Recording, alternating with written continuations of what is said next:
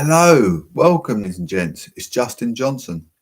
One, the module of Arts and Humanities Academics. It's the module A225 Block 1, Ambition and Anxiety, 1789 to 1840, on influence students, young teenagers, young adults, mature adults, OAPs. Thinking about going to university, thinking about broadening your horizon, think about getting into an organization to better yourself, better your well-being. You're sick of your 9 till 5 job. It's taking you nowhere. You want to change your direction. Well, here we go. We're going to read. We're going to reference our reading. It's important when we read, we reference our reading, recording our reading to show that your dedication.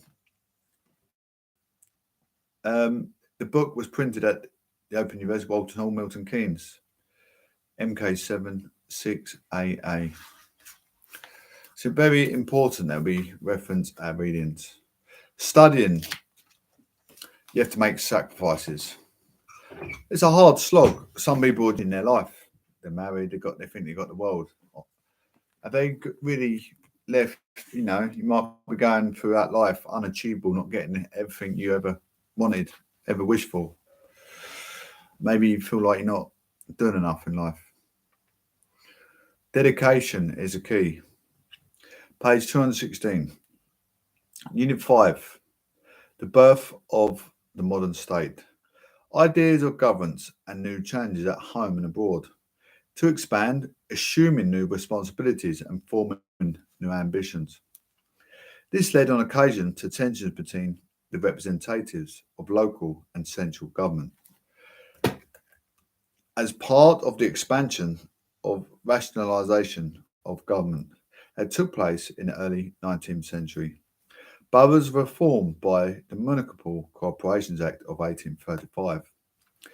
In the courtyard, however, county government remained in the hands of oligarchy, the magistrates. Nearly all landowners, none of whom were elected. Local government in counties therefore didn't change as much as that in boroughs in the period to the 1830s. But there were areas of activity in which the central state sought to introduce change across the whole country. Policing is a good example. It was an integral to daily life and a subject of both local and national debate.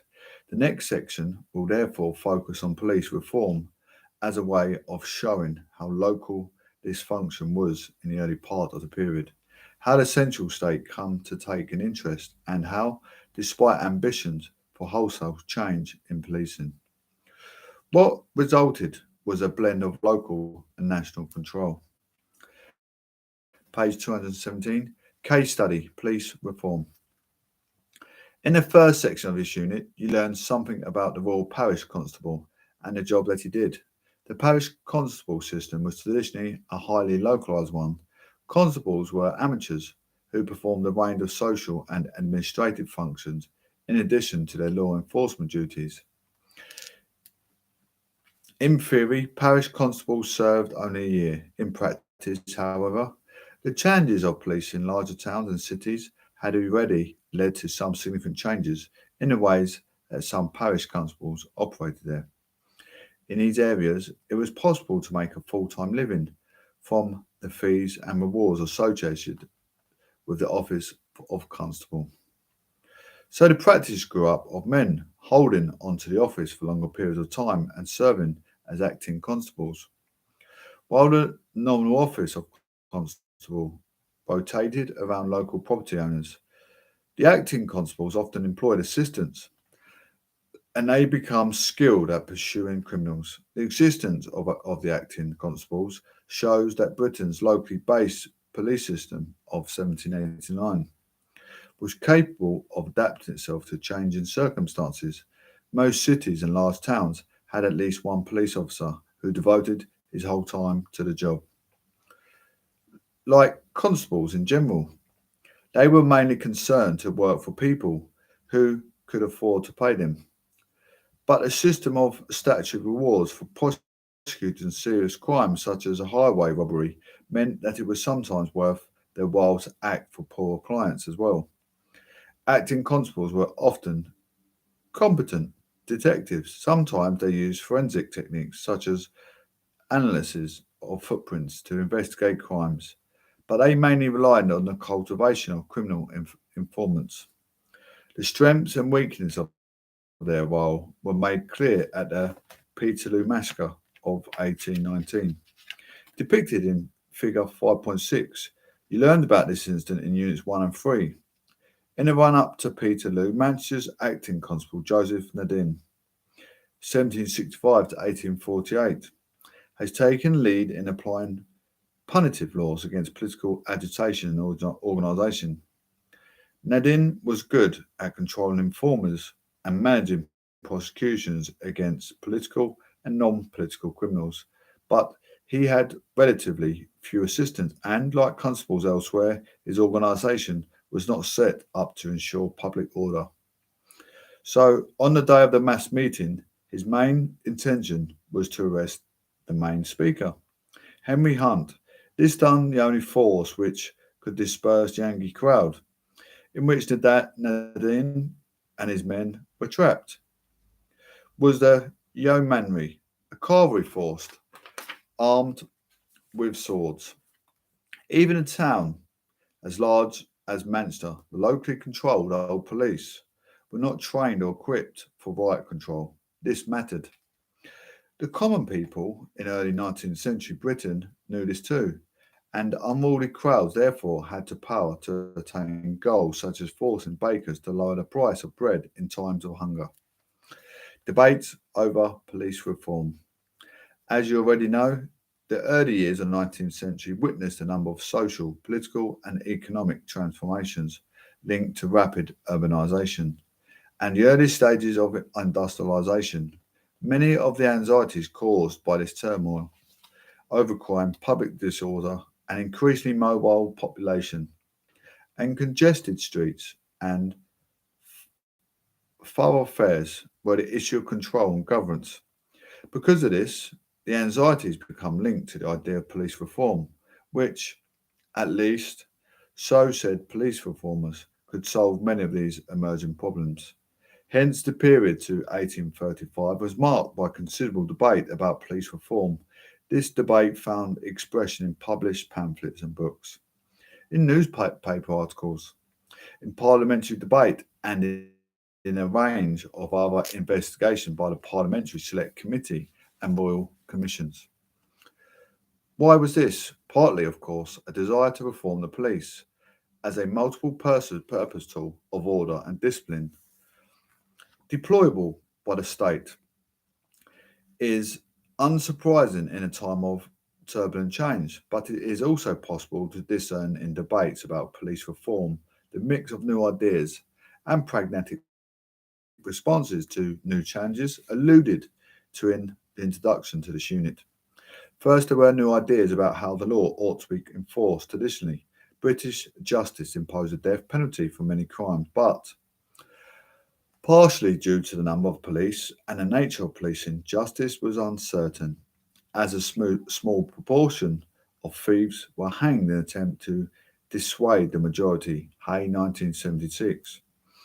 But this approach to justice, based on catching and severely punishing a relatively small number of criminals to serve as examples, it was replaced by a more rational one, which was advocated by some of the political economists and utilitarians you have already encountered in Unit 4. The first challenge to the old order came from the Italian theorist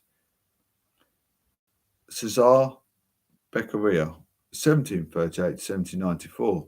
His work, first published in English in 1767, argued that it was better to deter criminals and thus prevent crime through certainty of capture and punishment. Dunthorne, 1999. If the criminal justice system could guarantee to catch nearly every criminal, it could impose shorter sentences and could abandon the death penalty. This argument appealed to Britons who are opposed to hanging on moral or religious grounds. It also meant that more attention would need to be paid to preventive policing and as opposed to retribution.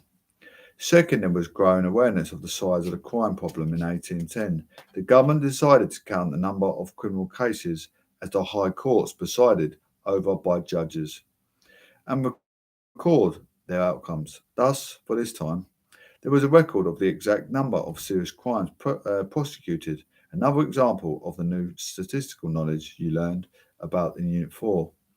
This data formed the basis for a growing public debate about the best ways to reduce crime. And it also showed that the amount of serious crime reaching the courts steadily increased in the years after 1815. Police reformers could now use the numbers to define a criminal problem and justify new institutions as a response. Third, there was a change in nature of the city, which provided practical challenge for those in positions of authority. Think back to the report to the Children's Employment Commission by Tansred that you studied in Reading 2.3 in Unit 2. British people were increasingly worried about the urban industrial employment. It was creating a new society that, as well as often being unpleasant, could not be easily controlled. But in addition to the highlighted atmosphere of worry about the slums, factories, and mills of the inner city, the expansion of the urban area brought another problem.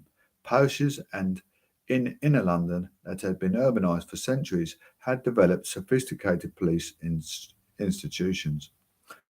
But places such as the London suburbs of Deptford, Edgware, and Chelsea, semi rural in 1789, had not developed local government structures that could cope with sudden increases in population. The population of Deptford, for example, rose suddenly to 20,000 by 1828. Inhabitants of these new suburbs were taken to enjoy the benefits of modernised law enforcement and more likely to look to central government to deliver them rather than to clearly obsolete local government. BT 2012. Fourth, there was a growing focus on public disorder as a problem that needed to be solved. Political change to the authorities often took the form of large crowds engaging in direct action. You learned about political movement for radical reform in Unit 3. Other disorderly crowds include Luddites, who destroyed the machinery that threatened to put them out of business. The church and king crowds who opposed reform and attacked those who favoured it, and the Queen Caroline riots in London in 1819, when crowds demonstrated violent support for their wife of the unpopular Prince Regent and position to the authorities in a society that increasingly relied on free markets to set prices and was abandoning the role of local authority and traditions in maintaining limits on the cost of food. The fact that the state lacked the ability to secure public order started to become a more pressing problem. Thompson, 1971. Thus, a mix of new ideas, new data, and new problems led to central government to consider reforming the police. But what sort of police reform solve all these problems? A number of different schemes for new police were promoted and adopted, but they had certain characteristics in common. They abandoned the idea of the amateur constable. Constables should be employed full or part time by police authorities rather than be drawn from the ranks of ratepayers. Rather than having them appointed by parishes, they were appointed by more centralised authorities, magistrates, boroughs, counties, or central government. Most put these constables in uniform so they're clearly identifiable as officers of the law. They were closely supervised by superior ranks and the similarities to the military force did not end there. They were often drilled and taught to march and parade together in ways which made them very useful policing crowds and suppressing disorder. In 1790, the need for police reform was not automatically apparent to the British establishment. Someone needed to point out the problems and purpose solutions that were convincing enough to get political support. The role of individual reformers in response to and shaping the fears and offering solutions was therefore important. The historian David Phillips had labelled some police reformers moral entrepreneurs. Philip defines a moral entrepreneur as someone who makes a career out of rousing public alarm on some particular issue, especially crime. Advocating certain necessary reforms and measures, such as establishing a police force to deal with the problem, and putting forward himself as the appropriate person to carry out these reforms and measures effectively. Phillips 2003. One person to whom Phillips applies this concept is Edwin Chadwick, whom you read about in Unit 4. The early 19th century, such men, including Chadwick, managed to have lasting influence on the creation and shaping of justice institutions. One of the most influential was Patrick Colquhoun, 1745 to 1820, pronounced Colquhoun, and depicted in figure 5-7, a professional magistrate who helped to direct the police of Glasgow in the 1790s and wrote many books about the policing.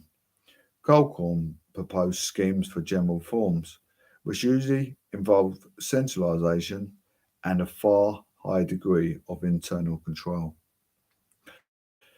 Among the benefits that he claimed would arise from new police, were a fall in crime, but also a new spirit of industrial among the working class. Colquhoun's vision was consistent with some aspects of the later Metropolitan Police, established in 1829. But successful moral entrepreneurs did not argue for the spread of just one model. In the 1830s, an ex-Metropolitan Police officer, Alfred List, 1798 to 1883, came up with a proposal for part-time uniform police in sparsely populated Scottish border counties. List plans appeal to local elites anxious to monitor vagrants but unwilling to raise the rates. It was adopted and he became a successful local police chief. Small 2007. All three of these men succeeded because they were able to articulate and perhaps also to exaggerate the fears of influential members of the public. They did not work in a vacuum. Another important factor that shaped the pattern of police reform in Britain was the example of Ireland. You will learn more about the detail of government in Ireland in Unit 6, but you already know something from Unit 1 of the ways in which the primarily Catholic majority in Ireland often protested violently against a small Protestant ruling elite. After 1800, Ireland no longer had a separate parliament, and the structure of local government was much less powerful than in Britain. It therefore saw a series of police reforms coming from the London appointed government in Dublin Castle, which involved new centralising police institutions. In 1808, the policing of Dublin itself was centralised and put under government control by an act that the Chief Executive of Ireland, Colonel Arthur Wellesley, 1769 to 1852, later the Duke of Wellington, pushed through Parliament in London in face of much criticism from Dublin, Palmer 1998. The young and efficient Tory MP, Robert Peel, 1788 to 1850, was chief for Ireland between 1812 and 1818. And to cope with disorder and the threat that the number of troops garrisoned there would be reduced with the coming of peace, he introduced the new peace preservation police in 1818. This was imposed on counties deemed to be especially disorderly. It was a temporary measure and opposed by local elites, but it appeared to have some success in suppressing outrages. Palmer 1998. Thus, a set of new ideas, new pressures, and new precedents in the period 1789 to 1835, all pre- precipitated a debate about police reform. And this debate can be seen as an expression of the growing ambition of the central state. The precise nature of the reforms that eventually ensued are covered in the next subsection below. As you'll see, local resistance to the central reform eventually led to a hybrid system that had elements of both local and central control. Policing thus serves as a useful exemplar of how the local and central state come to accommodation during this period of change. Police reform in practice 1799-1839. In Britain, policing had traditionally been a function of local government. The parish constable system also meant that it was closely connected to centres of power in local communities, and so these tended to be centres of opposition to police reform. The process of reforming the police was therefore slow and uncertain at times. Reform began in London and was focused initially on the need to protect the growing industrial docks. Trade between Britain and the Caribbean at this time was dominated by organising group of West Indies merchants. The chief commodity of lucrative trade was sugar. Produced by slaves, sugar was valuable, which meant that it was tempting for dock workers and others to steal it, and easy for them to do so, as was being unloaded on the River Thames. The West Indies merchants agreed that a new police force would prevent theft and protect their profits, and thus agreed to fund this Thames Police with 60 staff and a centralised command structure. Although Colquhoun claimed much of the credit for his creation, the initial plan came from another reforming magistrate, Thomas Harriot, Paley 2004. After 2 years, the government passed an act. The West Indies merchants were a powerful and effective lobby in Parliament, which meant that the central government would foot the bill. The Thames Police, who came onto being in 1798.